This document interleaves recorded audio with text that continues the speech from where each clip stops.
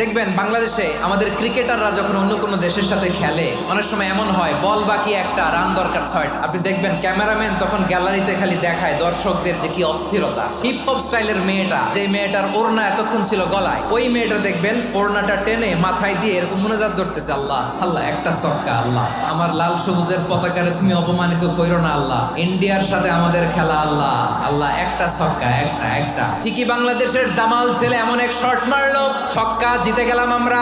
পুরো স্টেডিয়াম জুড়ে চিৎকার, হই হুল্লোর, মৌজ মাস্তি। যেই মেয়েটা মাথার মধ্যে ওড়না দিয়ে এতক্ষণ সুবহানাল্লাহ সুবহানাল্লাহ বলে আল্লাহর কাছে দোয়া করেছে, ওই মেয়ে এখন আবার ওড়না ফেলে দিয়ে নাচা শুরু করে দিয়েছে। তাহলে আল্লাহর ভয়, আল্লাহর প্রতি আস্থা, বিশ্বাস, ভালোবাসা, এটা কি ক্ষণিকের জন্য? সুখের সময় দুঃখের সময় সচ্ছল অসচ্ছল অবস্থায় বিশ্বাসীরা ভরসা রাখে একজনের উপর, চিৎকার করে বলে পটুয়াখালী তিনি কে?